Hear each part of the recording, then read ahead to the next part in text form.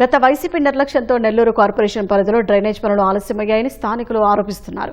2014లో 550 కోట్లతో మంత్రి నారాయణ నిర్మాణాలు చేపట్టగా వైసీపీ హయాంలో పనులు నిలిచిపోయాయి.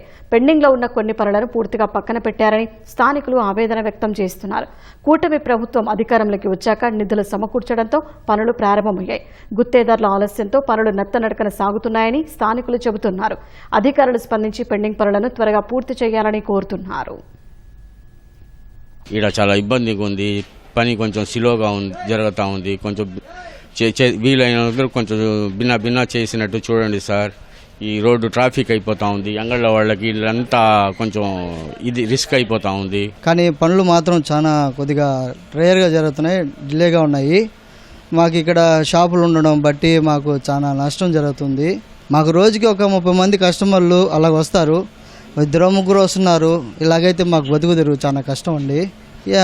అందుకోసం ఈ పనులు కొద్దిగా త్వరగా చేస్తే మాకు ఇబ్బంది లేకుండా ఉంటుంది. ఇక్కడ పని మా షాప్ ముందు పని వర్క్ చేస్తున్నారు. వారం లోపల అవ్వాల్సింది నెల లోపల అవుతున్నాయి.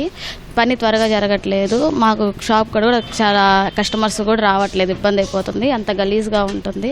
మనం నెల్లూరులోని మీరా మొహముద్దీన్ దర్గా రోడ్లో ఉన్నాము. ఇక్కడ అండర్ గ్రౌండ్ డ్రైనేజీ వర్కులు జరుగుతున్నాయి. 15 రోజులు కంప్లీట్ అవ్వాల్సిన వర్కులు ఇవి నెల రోజులు అవుతున్నా కూడా ఇంకా కంప్లీట్ కాలేదు. ఇప్పటికీ సగం పనులు కూడా పూర్తి కాలేదు. ఇంకా నెల రోజులు పట్టే అవకాశం ఉందని స్థానికులు చెప్తున్నారు. కెమెరామెన్ శిఖరం హరీష్ బాబుతో విష్ణు, ఈటీవీ న్యూస్, నెల్లూరు.